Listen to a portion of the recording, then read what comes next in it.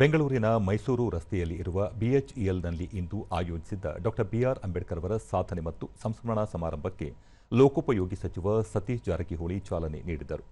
ಈ ವೇಳೆ ಶಾಸಕ ಎಂ ಕೃಷ್ಣಪ್ಪ, ದೆಹಲಿಯ ಐಎನ್ಟಿಯುಸಿ ಅಧ್ಯಕ್ಷ ಡಾ ಜಿ ಸಂಜೀವ ರೆಡ್ಡಿ, ರಾಜ್ಯ ಪರಿಶಿಷ್ಟ ಜಾತಿ ಪರಿಶಿಷ್ಟ ಪಂಗಡಗಳ ಅಲೆಮಾರಿ ಅಭಿವೃದ್ಧಿ ನಿಗಮ ಅಧ್ಯಕ್ಷರಾದ ಜಿ ಪಲ್ಲವಿ, ಬಿಎಚ್ಇಎಲ್ ಕಾರ್ಯನಿರ್ವಾಹಕ ನಿರ್ದೇಶಕ ಬಿ ಶ್ಯಾಮ್ ಬಾಬು, ಮಾನವ ಸಂಪನ್ಮೂಲ ಸಂವಹನ ಮತ್ತು ಸಾರ್ವಜನಿಕ ಸಂಪರ್ಕ ಇಲಾಖೆಯ ಪ್ರಧಾನ ವ್ಯವಸ್ಥಾಪಕ ರಾಜು ಎಂವಿಎಸ್ಎನ್ ಸೇರಿದಂತೆ ಹಲವರು ಉಪಸ್ಥಿತರಿದ್ದರು. ಇದೇ ವೇಳೆ ಗಣ್ಯರನ್ನು ಸನ್ಮಾನಿಸಲಾಯಿತು.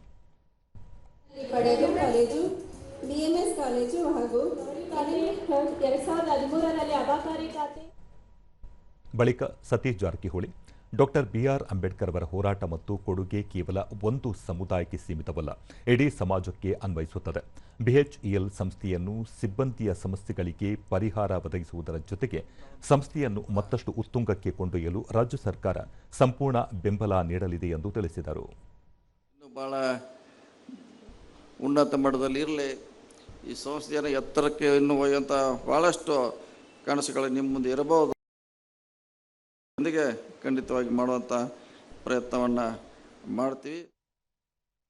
ಎಂ ಕೃಷ್ಣಪ್ಪ, ಡಾ ಬಿಆರ್ ಅಂಬೇಡ್ಕರ್ ಅವರು ಸಮಾಜದಲ್ಲಿ ಸಮಾನತೆಗಾಗಿ ಹೆಚ್ಚು ಶ್ರಮಿಸಿದ್ದಾರೆ.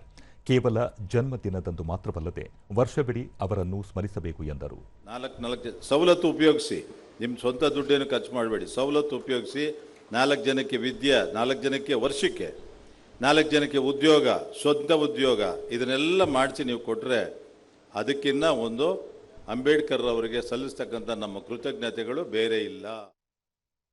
ಡಾ ಜಿ ಸಂಜೀವ ರೆಡ್ಡಿ, ಸಮಾಜದಲ್ಲಿ ಬಡವರು ಪರಿಶಿಷ್ಟ ಸಮುದಾಯದ ಅಭಿವೃದ್ಧಿಗೆ ಬಿಆರ್ ಅಂಬೇಡ್ಕರ್ ಶ್ರಮಿಸಿದ್ದಾರೆ. ಅವರ ತ್ಯಾಗ ಮತ್ತು ಸೇವೆ ಸದಾ ಸ್ಮರಿಸುವುದು ನಮ್ಮೆಲ್ಲರ ಕರ್ತವ್ಯ ಎಂದು ಹೇಳಿದರು.